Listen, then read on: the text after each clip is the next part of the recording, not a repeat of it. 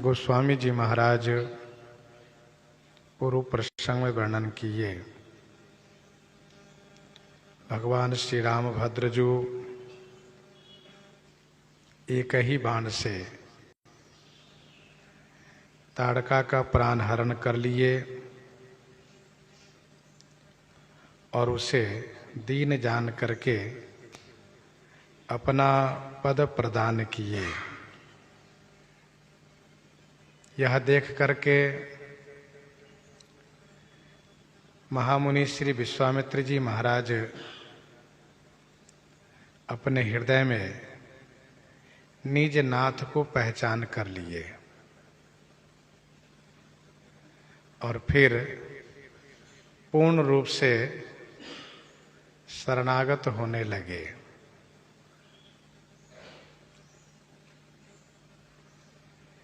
महर्षि विश्वामित्र जी के पास वह विद्या है जिस विद्या के प्राप्त होने से भूख प्यास नहीं लगती है, थकान नहीं लगती है, तेज नहीं घटता है और बल ज्यों का त्यों बना रहता है। उस विद्या का नाम है बला और अति बला। वह बला अति बला नामक विद्या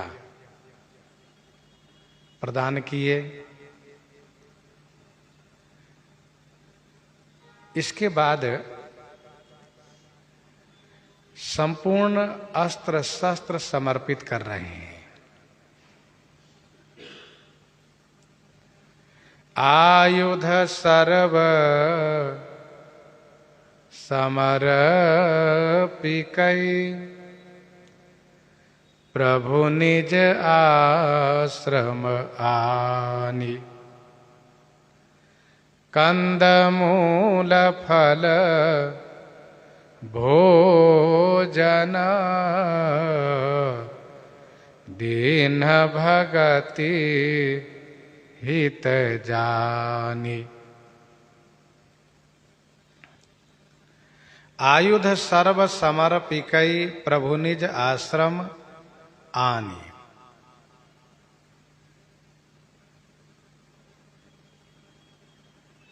सर्व आयुध समर्पित करके प्रभु श्री रामभद्र जी को अपने आश्रम में ले आए और भगति हित जानी कंद मूल फल भोजन दिन।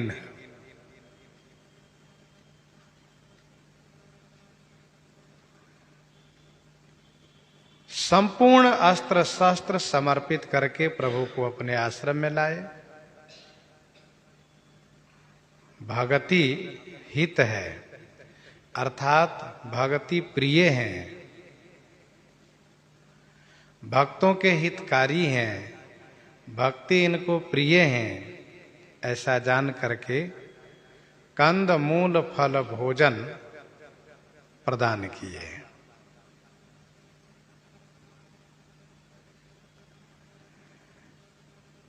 श्री विश्वामित्र जी महाराज पूर्ण रूप से अब शरणागत हो गए।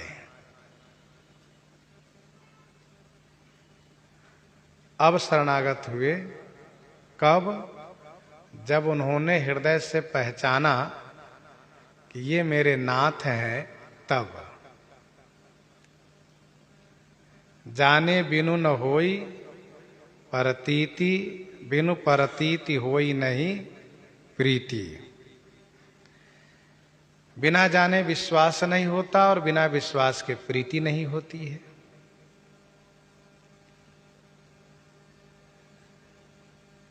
महर्षि विश्वामित्र जी के हृदय में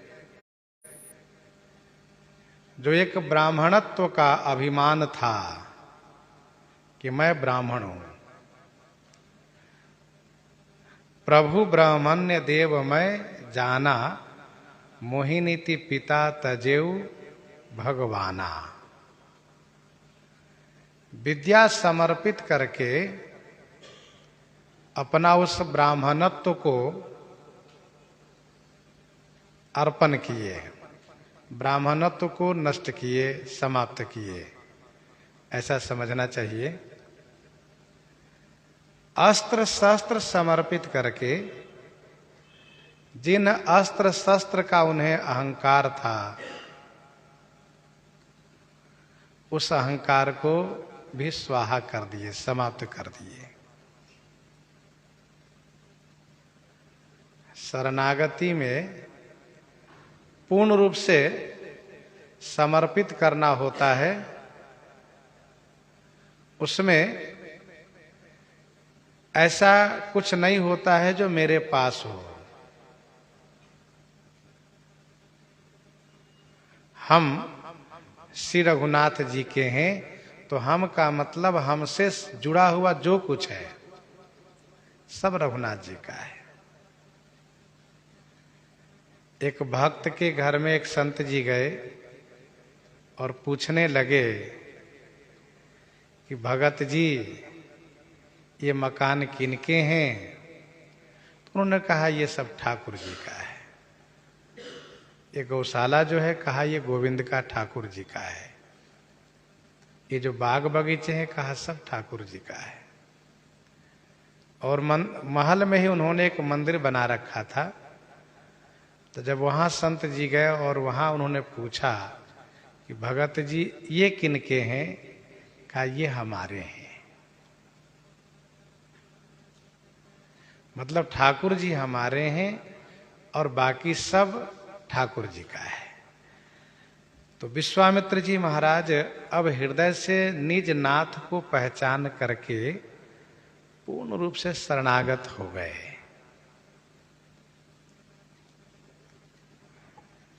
विद्या समर्पित कर दिए, अस्त्र शस्त्र समर्पित कर दिए। भगवान श्री शंकर जी को प्रसन्न करके विश्वामित्र जी ने सभी अस्त्र शस्त्र को प्राप्त किया था। किस लिए? तो श्री वशिष्ठ जी को परास्त करने के लिए।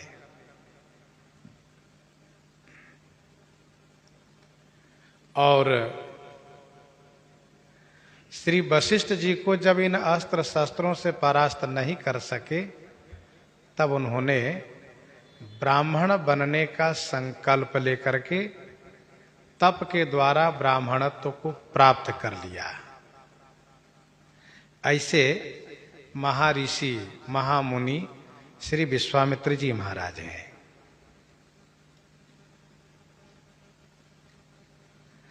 आयुध सर्व समर्पित। ऐसा नहीं कि सब अस्त्र शस्त्र की बोझा श्री रघुनाथ जी को दे दिए कि लीजिए आप ढोते रहिएगा, ऐसा नहीं है। तो श्रीमद् वाल्मीकि रामायण में ऐसा वर्णन है। बालकांड के 27-28 सर्ग में महर्षि विश्वामित्र जी महाराज पूरब तरफ मुख करके बैठे हैं, पूरब की ओर मुख करके बैठे हैं। और इसके बाद आचमन किए और फिर श्री राम जी को सन्मुख करके और उन अस्त्र शस्त्र का मंत्र देना शुरू किए। जैसे जैसे विश्वामित्र जी मंत्र उच्चारण करते गए, वैसे वैसे वे सभी अस्त्र शस्त्र मूर्त रूप होकर के श्री राम जी के सन्मुख होते गए और श्री राम जी सबको स्वीकार करते गए। तो इन सभी दिव्य अस्त्र शस्त्र का मंत्र विश्वामित्र जी ने दिया है। श्री राम जी स्वीकार किए हैं, ग्रहण किए हैं। अब ये सभी अस्त्र शस्त्र श्री राम जी के हो गए। महर्षि सब सौंप दिए।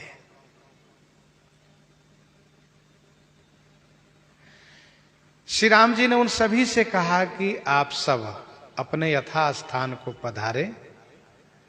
जब समय आएगा मैं स्मरण करूंगा, तब आप आइएगा।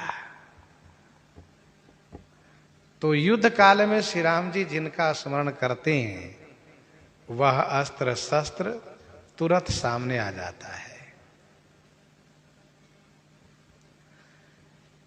जिन अस्त्र शस्त्र को प्राप्त करने के लिए महर्षि को कठिन तप करना पड़ा था, आज उन सभी अस्त्र शस्त्र को श्री राम जी को सौंप करके एक विशेष सुख को प्राप्त महर्षि ने किया।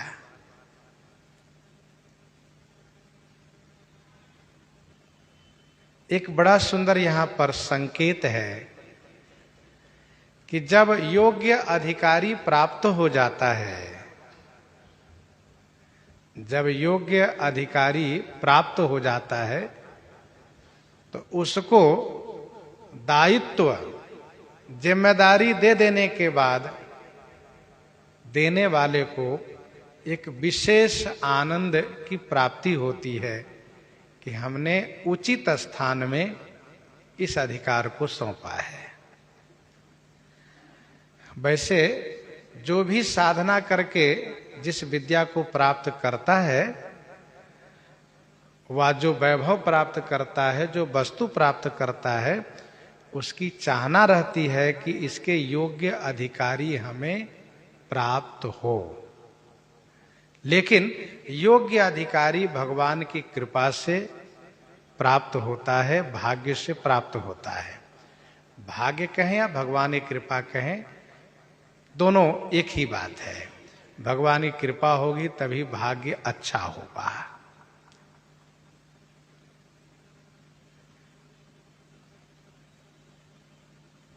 आयुध सर्व समर्पिके प्रभु निज आश्रमानी, भगवान श्री राम जी को अपने आश्रम में ले आए।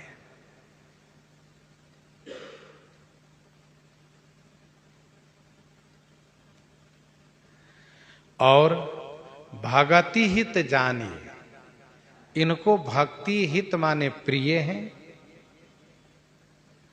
और हित का अर्थ हितकारी भी होता है। भक्ति के हितकारी हैं, भक्तों के हित करने वाले हैं। ऐसा जान करके श्री विश्वामित्र जी श्री राम जी को कंद मूल फल भोजन प्रदान किए। भक्त जो ग्रहण करता है, जो पाता है, उसको भगवान सहर्ष स्वीकार करते हैं। महर्षि विश्वामित्र जी महाराज ऐसे समर्थ हैं कि वे यदि चाहेंगे तो राजा के योग्य एक सुंदर व्यवस्था कर सकते हैं, राजोचित भोजन का प्रबंधन कर सकते हैं। लेकिन ऐसा उन्होंने नहीं किया। क्यों नहीं किया? क्योंकि विश्वामित्र जी यह देख रहे हैं कि मेरे साथ बिना पनही और छाता के चल रहे हैं, और मैं जो कहता हूं उसका अनुपालन कर रहे हैं। इनको भक्ति प्रिय है, इसीलिए हम जो भोजन करते हैं वही इनको हम अर्पित करें। अच्छा, मान लीजिए भगवान श्री राम जी के लिए बहुत बढ़िया भोजन की व्यवस्था करा दे और अपने कहे कि नहीं, हम तो ये सब सियाराम नहीं पाते हैं, तो भगवान को अच्छा लगेगा क्या? नहीं लगेगा। यहां पर वन में रहते हैं, बस ही विपिन शुभ आश्रम जानिए। वन में महात्मा लोग कंद मूल फल भोजन करते हैं। ऐसा नहीं कि बढ़िया बढ़िया व्यंजन भोजन करते हो। गीता जी के 9वें अध्याय के 26वां श्लोक में पढ़ना चाहिए। पत्रम पुष्पम फलम तोयम यो में भक्त्या पर्यक्षति। तो भगवान को पत्र पुष्प फल प्रिय है। भक्त प्रेम से जो अर्पित करता है उससे भगवान स्वीकार करते हैं। तो महामुनि श्री विश्वामित्र जी आश्रम की जो व्यवस्था है, आश्रम में जो वातावरण है, उसके अनुकूल रख रहे हैं भगवान को यह जानते हुए कि भगवान है, फिर भी जैसे अपने रह रहे हैं वैसे रख रहे हैं, तो कंद मूल फल भोजन प्रदान किए। शास्त्र कहता है कि जो हम खाते हैं वह हम अपने देवता को अर्पित करें, भोग लगावें। यह शास्त्रीय विधि है। अब इसके बाद प्रात कहा मुनि सन रघुराई, प्रात कहा मुनि सन रघुराई, निर्भय यज्ञ करहु तुम जाई, निर्भय यज्ञ करहु तुम जाई। प्रात कहा मुनि सन रघुराई। रघुराई श्री राम जी ने प्रातः काल मुनि श्री विश्वामित्र जी से कहा, हे गुरुदेव, आप सब जा करके निर्भय होकर के यज्ञ करें, निर्भय यज्ञ करहु तुम जाई। प्रात कहा मुनि सन रघुराई।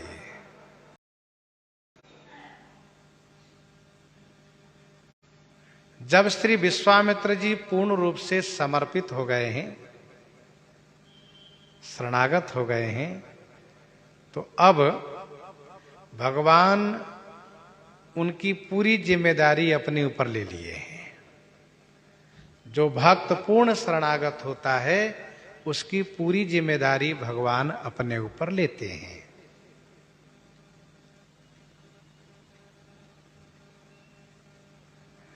अनन्यास चिंतयन्तो माम ये जनाः पर्युपासते तेषां नित्याभियुक्तानां योगक्षेमं वहाम्यहम्। हम जब अपनी ओर से व्यवस्था रखते हैं तो भगवान अपने ऊपर पूरी जिम्मेदारी नहीं लेते हैं। जब हम पूर्ण रूप से उनके चरणों में समर्पित हो जाते हैं तब ठाकुर जी पूर्ण रूप से जिम्मेदारी लेते हैं।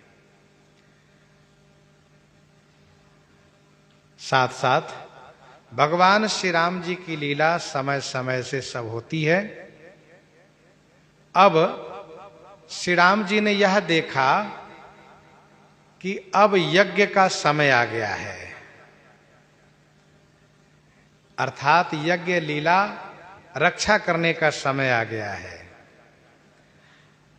श्री राम जी इस बात को जानते हैं कि इस समय में क्या होना चाहिए, तो प्रातः काल यज्ञ होना चाहिए। इसलिए श्री राम जी ने प्रातः होते ही श्री विश्वामित्र जी से कहा कि आप निर्भयता के साथ यज्ञ प्रारंभ करें।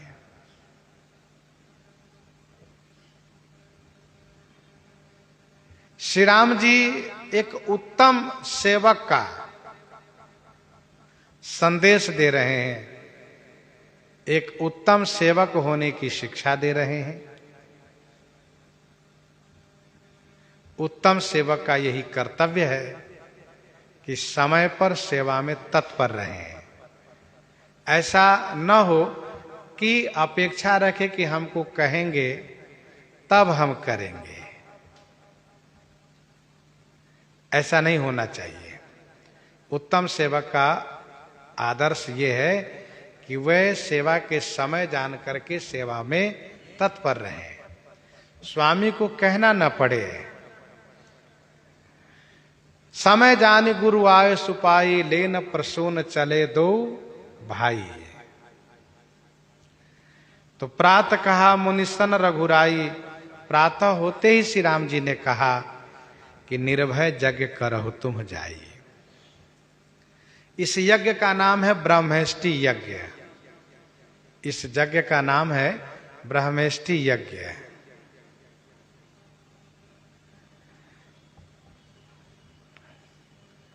श्री राम जी ने कहा जाकर के यज्ञ कीजिए। इसका मतलब यह हुआ कि निवास स्थान से यज्ञ स्थल अलग है। यज्ञ स्थल यज्ञशाला कुछ हट करके हैं। इसलिए श्री राम जी ने कहा कि आप लोग जा करके यज्ञ कीजिए।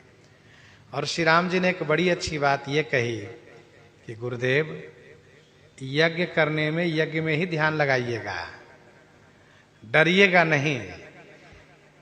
ऐसा इसलिए श्री राम जी ने कहा क्योंकि यज्ञ करते समय में ये महात्मा लोग हमेशा डरा करते थे, हमेशा डरा करते थे, डरते हुए यज्ञ करते थे। यज्ञ में बैठे हैं, डर लग रहा है कब असुर लोग आ जाए, पता नहीं, कुछ भरोसा नहीं। देखत यज्ञ निशाचर धावहीं, अब करहीं उपद्रव मुनि दुख पावहीं। तो कभी भी ये धावा कर सकते हैं, आ सकते हैं। इसलिए हमेशा सशंकित मन रहता था। श्री राम जी ने कहा आप निर्भय होकर यज्ञ करें, क्योंकि हम यज्ञ की रक्षा करेंगे। किसी प्रकार से यज्ञ में विघ्न नहीं होने देंगे।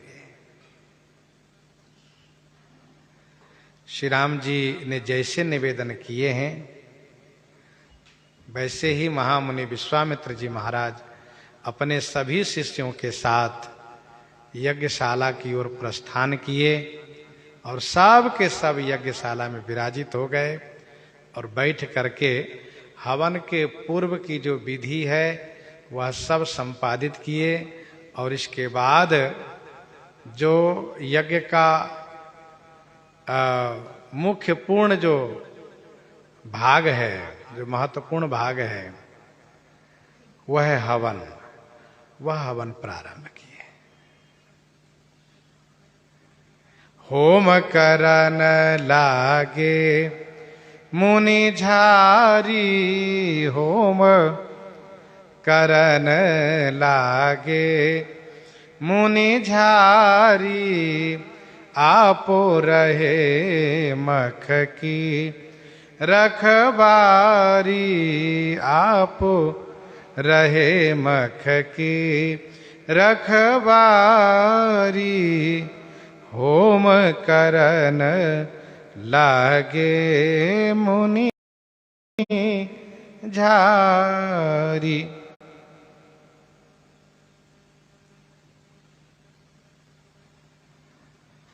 संतों ने ये कहा कुवार के महीने में, कुवार के महीने में, आश्विन के महीने में अमावस को आश्रम पर पहुंचे हैं महामुनि और प्रतिपदा को यज्ञ प्रारंभ किए हैं।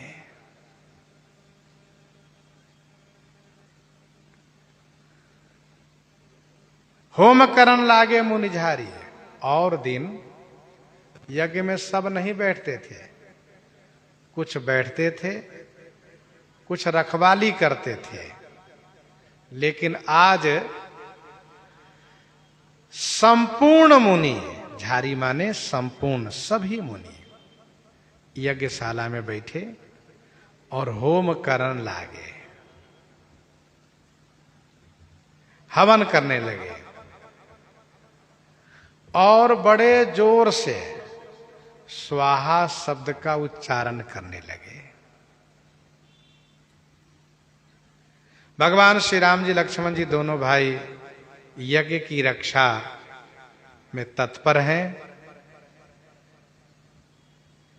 अध्यात्म रामायण व वाल्मीकि रामायण के अनुसार 6 दिन यह यज्ञ चला है। महर्षि विश्वामित्र जी ने श्री राम जी से कहा है, रघुनंदन 6 दिन का यह अनुष्ठान है, आप 6 दिन तक इस प्रकार से रखवाली करें, रक्षा करें। यह ब्रह्मेष्टि यज्ञ 6 दिन का था, 6 दिन में पूरा होने वाला था। तो यज्ञ प्रारंभ है, श्री राम जी रक्षा कर रहे हैं। गोस्वामी जी कहते हैं कि और दिन और बार धुआं देख करके तब राक्षस लोग यज्ञ नष्ट करने आते थे। देखत यज्ञ निशाचर धावहि। स्वाहा नहीं सुनने को मिलता था, क्योंकि तब मुनि लोग धीरे से मंत्र पढ़ करके और धीरे से स्वाहा आहुति दे देते थे। लेकिन अब यज्ञ अग्नि की धुआं ऊपर जाने से राक्षस को पता चल जाता था। देखत यज्ञ निशाचर धावे। भाई जहां भय होता है वहां स्वाभाविक है कि बहुत धीमी आवाज से बोला जाता है। अब जहां निर्भयता है, कोई डर नहीं है, और फिर श्री राम जी श्री लक्ष्मण जी दोनों भाई रक्षक हैं। महामुनि विश्वामित्र जी ने अपने सभी शिष्यों से कहा है डरना कोई नहीं, अब हमारे सबके नाथ आ गए हैं, नाथ। जब हम लोग सनाथ हो गए हैं तो डर किस बात की है?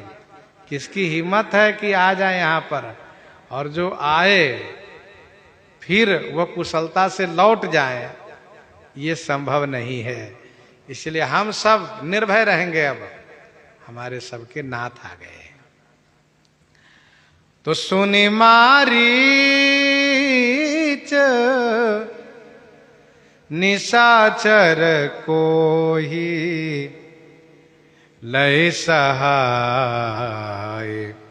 धावा मुनि द्रोही लय सहाय धावा मुनि द्रोही।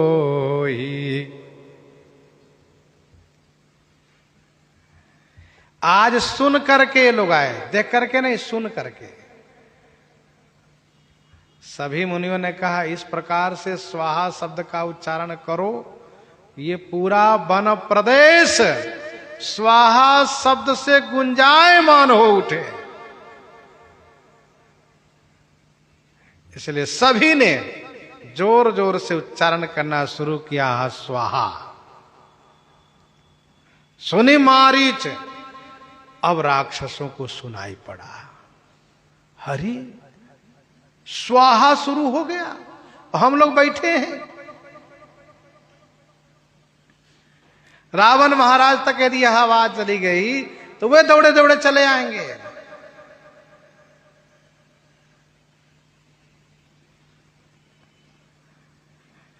जप जोग विरागा तपमख भागा श्रवण सुनई दसीसा आपुन उठ धावई रहे न पावई धरि सब घालई खीसा। इसीलिए मारीच, सुनि मारीच निशाचर कोही। कोही माने क्रोधी, निशाचर मारीच जो मुनि द्रोही है, मुनियों के द्रोही है, ऐसे ये क्रोधी निशाचर मारीच यज्ञ की ध्वनि सुन करके, स्वाहा की आवाज सुन करके सहाय लय धावा, सहायकों को लेकर के धावा कर दिया, हमला कर दिया।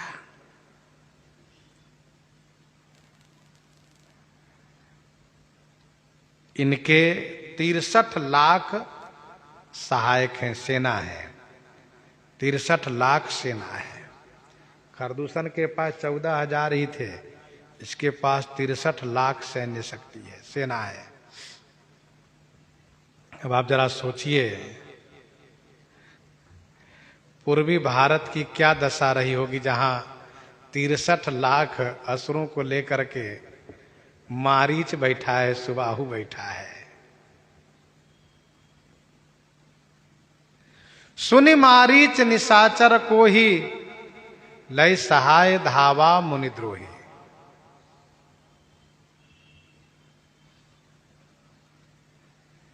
सुन करके, सीधा अर्थ तो यह है कि सुन करके माने स्वाहा सुन करके। दूसरा इसका अर्थ यह भी है कि किसी राक्षस ने मारीच से जाकर कहा, मारीच बड़ा है सुबाहु छोटा है, मारीच से कहा महाराज, महाराज बहुत बुरी खबर है। कहा क्या बुरी खबर है? कहा महाराज माता जी मारी गई। किसने मारा? कहा श्री विश्वामित्र जी 2 चेलों को लेकर आए हैं। 2 राजकुमार उनका चेला है जिनका नाम श्री राम श्री लक्ष्मण है। उन्होंने माता जी को मार दिया।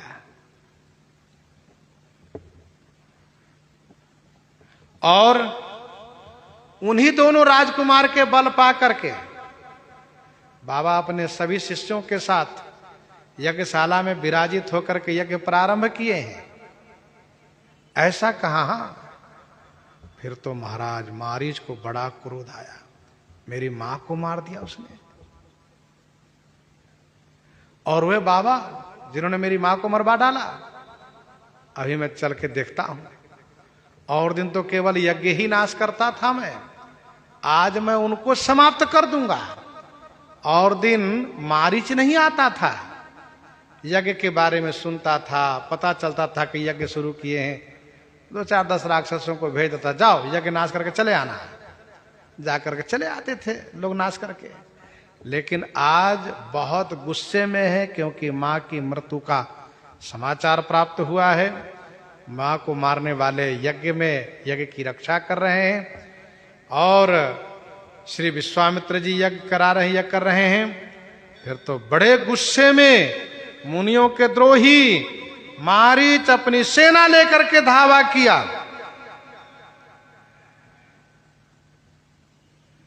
साथ में सुबाहु इसका भाई भी है। भगवान श्री राम जी रक्षा में पूर्ण रूप से सजग एवं सावधान है। कहीं से कोई अनिष्ट न हो, कोई अमंगल न हो, कोई ऐसी वस्तु यज्ञशाला में न डाल दें जो यज्ञशाला की पवित्रता नष्ट हो जाए। यज्ञशाला में पवित्रता होनी चाहिए।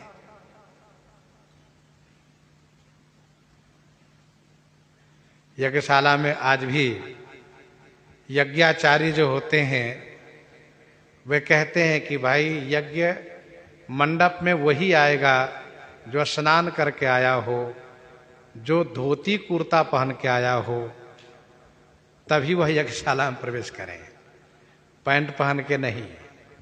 इस प्रकार सभी भी इस बात को ध्यान रखते हैं। तो यज्ञशाला की एक पवित्रता होती है। कोई ऐसी वस्तुएं जो बिल्कुल अपवित्र है उसको कहीं फेंक न दे यज्ञशाला में। इसलिए श्री राम जी पूर्ण रूप से सजग सावधान है। जैसे ही मारीच धावा किया, आगे ही मारीच है। श्री राम जी ने देखा कि तुम ही पहले आ गए हो, अरे तुमसे तो और काम लेना है मुझे, तुमको अभी नहीं मारूंगा। मन ही मन श्री राम जी ने सोचा और श्री राम जी ने तुरंत बाण का जो फाल है उसको निकाल लिए। बाण का जो फल है, फाल है, बाण के छोर पर मतलब नुकीला एक लोहा का फाल होता है, तो उसको निकाल लेने के बाद केवल दंडावत बच जाता है वो। अच्छा, जिसको नहीं मारना हो उसके लिए बिना फल के बाण का प्रयोग किया जाता है। बिनु फर बाण राम ते ही मारा। तो बिनु फर बाण राम ते ही मारा, सत जो जन का सागर पारा। सत जो जन का सागर पारा। बिनु फर बाण राम ते ही मारा। भगवान श्री राम जी ने उसे बिना फर के बाण से मारा। वह मारीच 7 जोजन सागर पारा गा, 100 जोजन समुद्र के उस पार जाकर गिरा। तो बिनु फर, बिना घास के, बिना फाल के बाण से बाण के छोर पर, बाण के मुख पर ये नोकीला वह होता है। जैसे बिनु फर सायक मारे चाप श्रवण लगी तानी, श्री भरतलाल जी महाराज। वह जो नोकीला होता वही जानलेवा होता है। और फिर यदि मंत्र से अभिमंत्रित हो, विशेष मंत्र से अभिमंत्रित हो, तो वह बहुत प्रभावशाली बाण होता है। वैसे तो आप तर्कस में जो रखा है एक प्रकार से लोहे का वो बाण है, लेकिन जब उसको धनुष पर रख करके और मंत्र से अभिमंत्रित किया जाता है, फिर तो जिस मंत्र को आवाहन किया जाता है उसी मंत्र के प्रभाव से वह बाण एकदम से तेजमय दिखने लगता है, चमचमाने लगता है।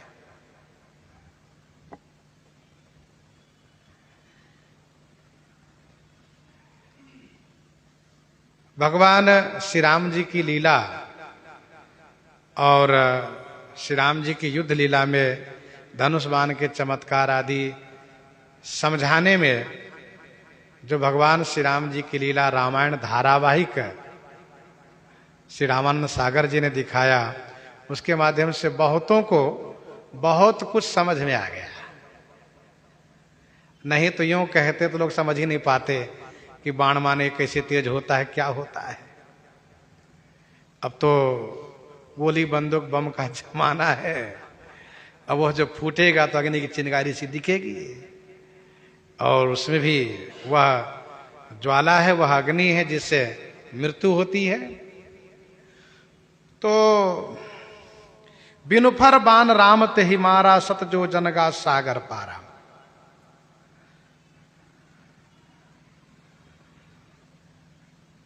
अब किसी रामायण में ऐसा वर्णन है कि देवता लोग घबराने लगे, चिंतित हो गए कि बताइए मारीच मारा जाएगा तो श्री सीता जी का हरण कैसे होगा। ठीक है, वहां वर्णन है, लेकिन श्री राम जी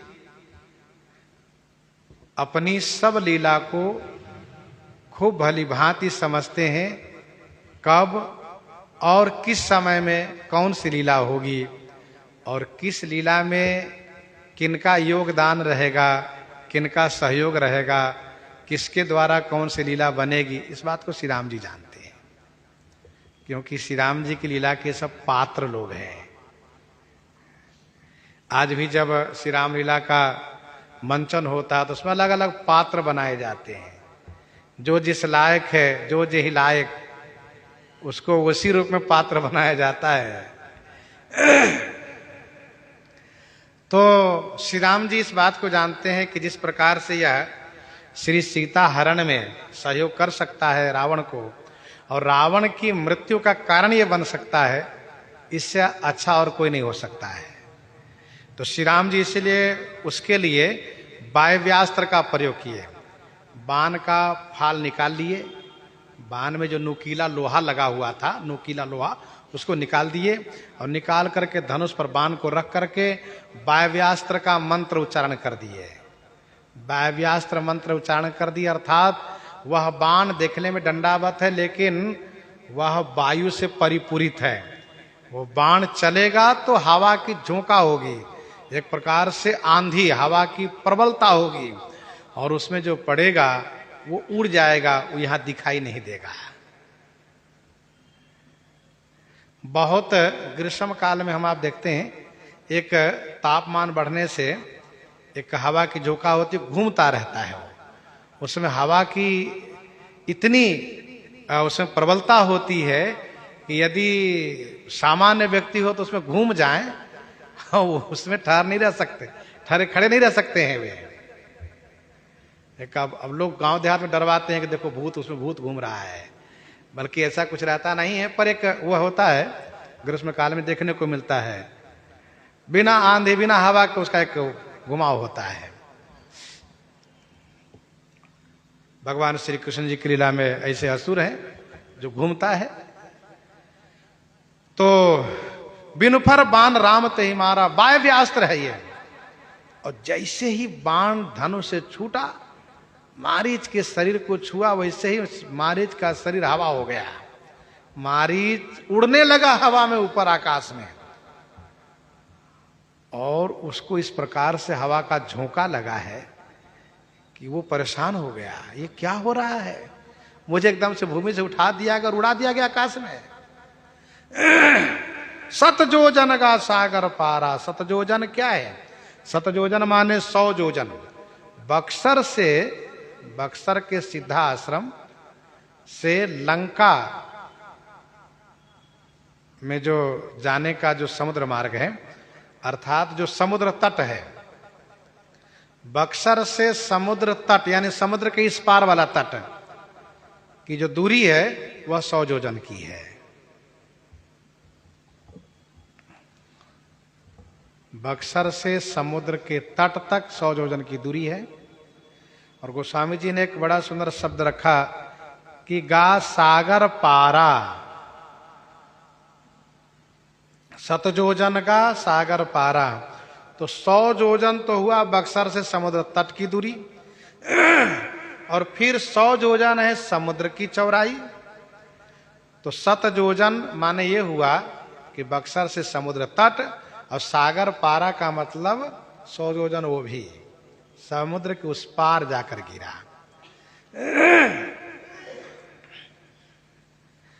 अन्य रामायण में ऐसा वर्णन है कि समुद्र में गिरा। समुद्र में गिरा का मतलब यह हुआ कि 100 जोजन समुद्र पार करके लंका में गिरा है। सतजोजन का सागर पारा। मुनिमख राखन गयो कुमारा, बिनु फरसर रघुपति मोहि मारा। मुनिमख राखन गयो कुमारा, बिनु फरसर रघुपति मोहि मारा। सतजोजन आयौ छन माही, तिनसन बैर किए भल नाही। भई मम कीट भृंग की नाई, जहां तह मैं देखऊं दो भाई।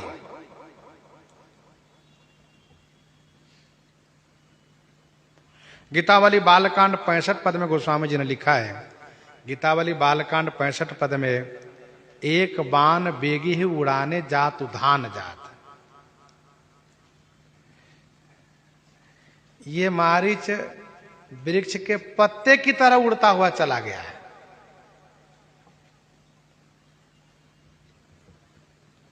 वृक्ष के पत्ते की तरह।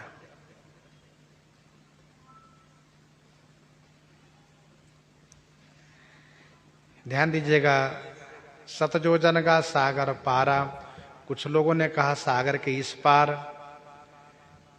लेकिन अयोध्या जी के संतों का मानना है कि सागर के उस पार।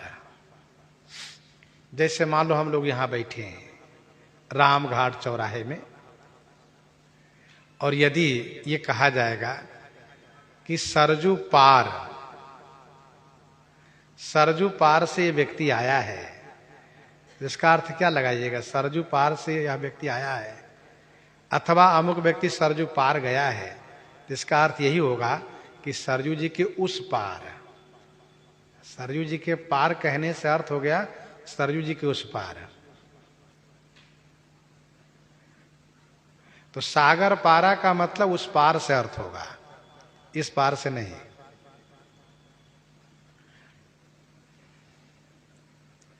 अब इस पार को क्या कहेंगे? तो कहेंगे, इस पार को कहेंगे सरयू जी के तट। इस पार को तट कहेंगे, उस पार को पार कहेंगे।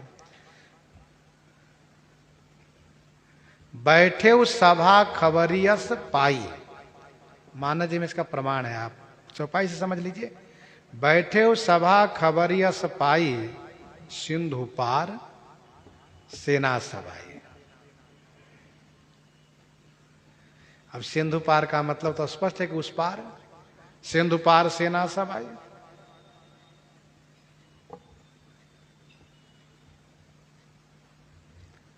रावण ने मंत्रियों से पूछा क्या करना चाहिए भाइयों? राक्षसों को आदेश दिया जाना चाहिए कि जाकर खा जाएं, कि शत्रु को आने की और प्रतीक्षा करनी चाहिए?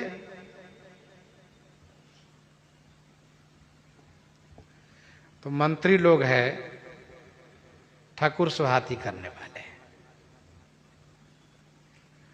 उन लोगों ने कह दिया कि सुर असुर को आपने जीता, तब आपके चेहरे पर कोई चिंता नहीं दिखी, और आज मनुष्य और वानर को लेकर के हमारे महाराज इतने चिंतित हैं, ये तो बड़ी हंसी की बात है। महाराज चुप रहिए, ये बात आप कहते हैं तो आपको अच्छा नहीं लगता है कहने में।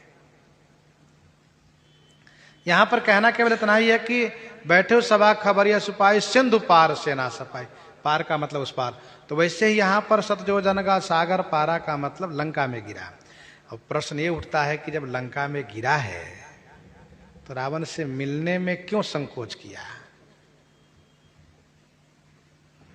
तो इसका समाधान ये है कि वायव्यास्त्र ने इसको इतना उड़ाया है आकाश में और इतना वेग में उड़ाया है कि इसकी बुद्धि यूं ही भ्रमित हो गई है, पागल सा हो गया है। अब आप जरा सोचिए कितना वेग में यह बाण उड़ाया है। 100 योजन भारत की भूमि में, 100 योजन सागर में, 200 योजन तक उड़ाया, फिर पटक दिया समुद्र के तट पे, उस पार ले जा करके। भला वह कुछ होश में रहेगा? उसका तो मन मस्तिष्क यूं ही भ्रमित हो चुका है। और फिर वह लज्जित भी है यह सोच करके कि मैं इतना बड़ा वीर कहलाता था। बताओ, मुझे ऐसा उड़ाया कि मैं वहां तक पहुंच भी नहीं पाऊंगा इतना जल्दी। अब लज्जित है वो, भ्रमित है वह। जो व्यक्ति लज्जित होगा, जो भ्रमित होगा, वो भला अपने राजा रावण से कैसे मिलेगा? शर्म के मारे नहीं मिला। क्या वो यही कहता कि महाराज उस वन में जहां हम रहते थे, महामुनि विश्वामित्र जी 2 राजकुमार के लाए, राजकुमार ने ऐसा बाण मारा कि उड़ता हुआ मैं यहां चला आया। अब कुछ बड़ा काम करके जाता तो भले ही सुनाता। जब इस प्रकार से हवा में उड़ता हुआ जाकर गिरा है, परेशान है, अब उसकी क्या दशा हुई होगी, क्या गति हुई होगी, ये वही जान रहा है। उसने कहा भी कि भई मम कीट भृंग की नाई, जहां तह मैं देखूं 2 भाई। कितना उसमें दहशत है, कितना भय है। भला वो रावण से क्या मिलता है? इसलिए धीरे से फिर समुद्र पार करके भारत में आ गया और भारत में आकर के जंगल में रह करके तपस्या करने लगा। कहा छोड़ो, अब कहीं नहीं जाना है। मारी से पूछो तुम्हारे भाई का क्या हुआ, तुम्हारी सेना का। कहा आप जाने तो जो हुआ सो हुआ, उसकी चर्चा मत करो। सतजोजन का सागर पारा। और फिर इसके बाद पावक सर सुबाहु पुनि मारा, अनुज निशाचर कटक संघारा। श्री राम जी ने मारीच को उड़ाने के बाद देखा, सुबाहु तुम्हारा तो यही खेल समाप्त कर देना चाहिए। अब तुम में से किसी को बचने की आवश्यकता नहीं है। तुम लोग किसी काम के अब नहीं हो। तुम सबका अब अंत होना चाहिए। श्री राम जी तुरंत धनुष पर बाण का संधान किए और अग्नियास्त्र का मंत्र उच्चारण किए। पावक सर, पावक सर माने पावकास्त्र, अग्नियास्त्र। सुबाहु को मार दिए। पूर्णिमा ने फिर पावक सर से सुबाहु को जला दिए, मार दिए।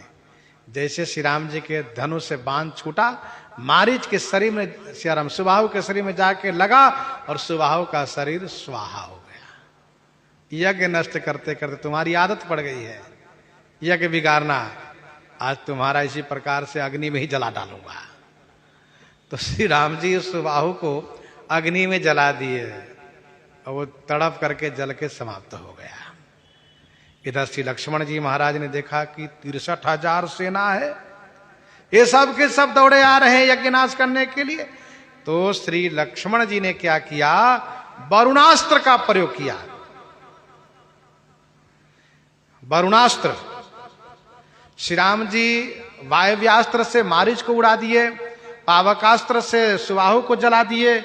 तब तक श्री लक्ष्मण जी वरुणास्त्र का प्रयोग कर दिए और वरुणास्त्र से अनुज निशाचर कटक संहारा। निशाचर कटक माने राक्षसी सेना को संहार कर दिए, समाप्त कर दिए।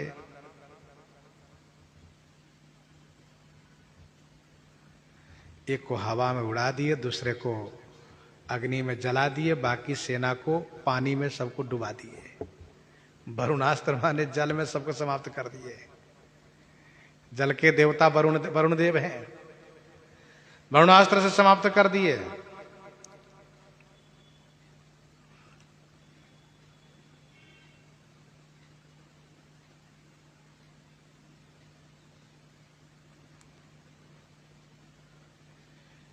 और मारी असुर द्विज निर्भयकारी,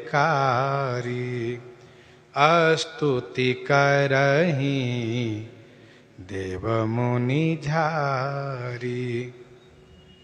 मारी असुर द्विज निर्भयकारी,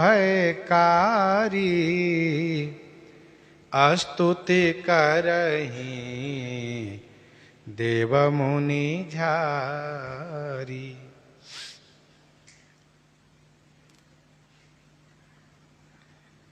मारी असुर, असुर को मार करके, द्विज माने ब्राह्मणों को, निर्भयकारी माने निर्भयता प्रदान कर दिए। तो स्तुति करहि देव मुनि झारी, देवता मुनि झारी माने संपूर्ण सभी देवता मुनि स्तुति कर रहे हैं।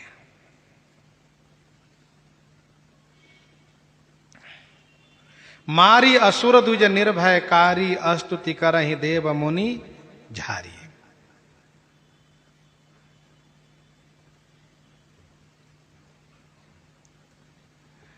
असुर को मार करके ब्राह्मण को अभय कर दिए।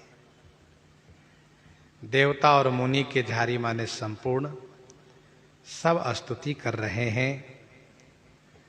मुनियों ने, ऋषियों ने श्री राम जी की भुजा की पूजा की है।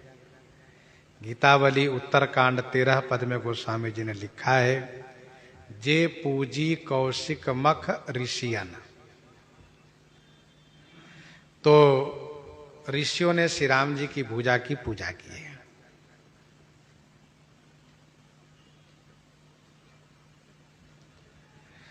सब लोग स्तुति कर रहे हैं। उसमें देवता और मुनि दोनों हैं, क्योंकि मुनि लोग यज्ञ करते हैं जिससे देवताओं को भाग मिलता है। देवता मजबूत होते हैं, बलवान होते हैं, प्रजा का हित करते हैं। तो देवता मुनि सब श्री राम जी की स्तुति कर रहे हैं।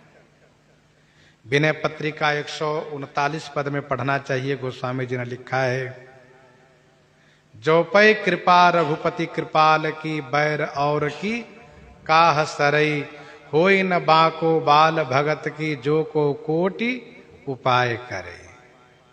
तकई नीच जो मीच साधु की, सोई पामर तेहि मीच मरई। वेद विदित प्रहलाद कथा सुने, कौन भगति पत पांव धरे। तो सब देवता मुनि स्तुति कर रहे हैं। गोस्वामी जी कहते हैं, तह पुनि कछुक दिवस रघुराया, रहे किन्ह विप्रन परदाया। तह पुनि कछुक दिवस रघुराया, रहे किन्हि विप्रन परदाया। रघुराया, पुनि माने फिर, रघुराया कछुक दिवस रहे। पुनि माने फिर, तह माने वहां, रघुराया माने श्री राम जी, लक्ष्मण जी। विप्रन पर दया किन्ह कछुक दिवस रहे, ब्राह्मणों पर दया करके कुछ दिन वहां निवास किए। यज्ञ संपन्न हो गया, असुर लोग मारे गए। अब तो श्री राम जी को चाहिए था कि गुरु जी से कहते, गुरु जी अब हमें हमारे पिताजी के पास पहुंचा दीजिए।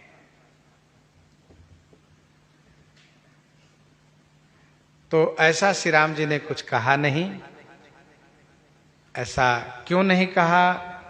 क्योंकि श्री राम जी ने देखा कि अभी अभी यज्ञ में ये दुष्ट राक्षस लोग आए, जिसमें से सबको तो हमने मारा ही, लेकिन एक को छोड़ दिया है, कहीं किसी को साथ में लेकर आ जाए अथवा किसी को भेज दें। तो वैसे उसकी हालत वैसे ही खराब है, वो तो नहीं आ सकता है, नहीं भेज सकता है, फिर भी कुछ कहा नहीं जा सकता, राक्षस लोग हैं, इसीलिए कुछ दिन यहां पर रहना चाहिए जिससे कोई उपद्रव न हो।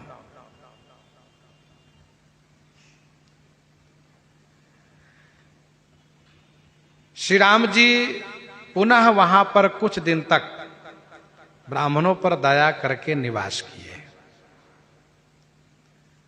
गोस्वामी जी महाराज रघुराया नाम के साथ दया शब्द को जोड़ते हैं, क्योंकि सभी रघुवंशी दयालु होते हैं और श्री राम जी तो परम दयालु हैं, परम कृपालु हैं, इसलिए रघुराया के साथ साथ दया शब्द का संगत गोस्वामी जी ने रखा है।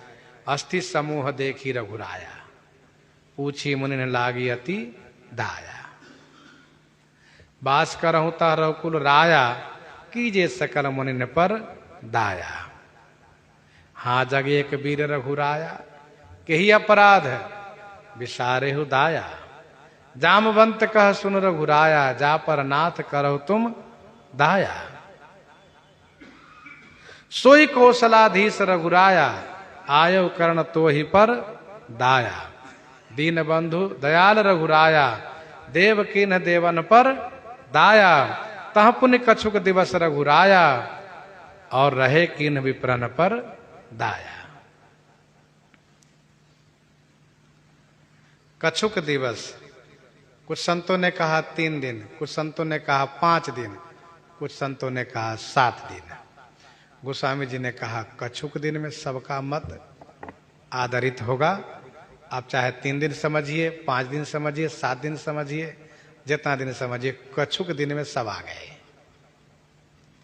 अध्यात्म रामायण में लिखा है 3 दिन श्री राम जी वहां निवास किए हैं। श्री विश्वामित्र जी महाराज खूब कथा सुनाते हैं,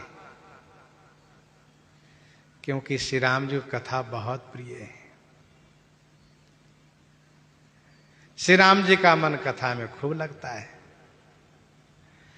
तो महामुनि विश्वामित्र जी महाराज बहुत पुराने ऋषि हैं और बहुत अनुभवी ऋषि हैं, वेद शास्त्र पुराण के विद्वान ऋषि हैं, इसलिए भगति हेतु बहु कथा पुराना,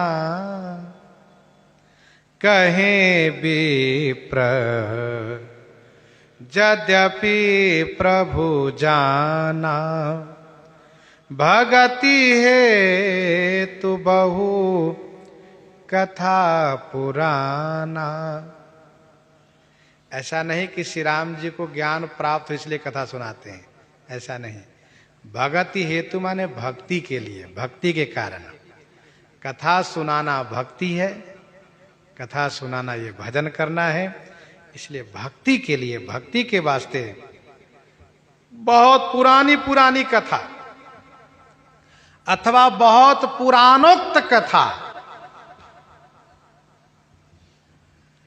महामुनि विश्वामित्र जी ने सुनाई। यद्यपि प्रभु जाना, यद्यपि प्रभु सब कथा जानते हैं।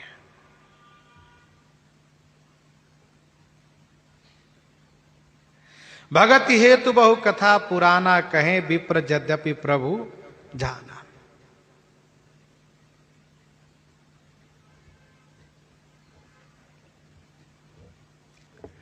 भगति हेतु माने भक्ति के लिए, भक्ति के वास्ते।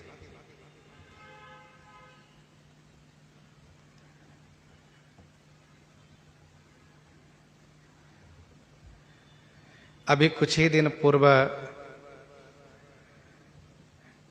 श्री राम मंत्र महायज्ञ में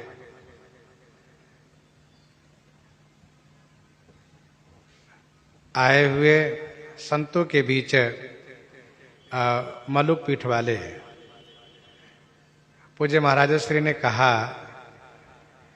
कि कथा सुनाना यह भी एक बहुत बड़ी सेवा है। तो सेवा की अनेक विधा है। भोजन देना सेवा है, पानी पिलाना सेवा है, कपड़े देना सेवा है, जरूरत की वस्तु को देना ये सेवा है।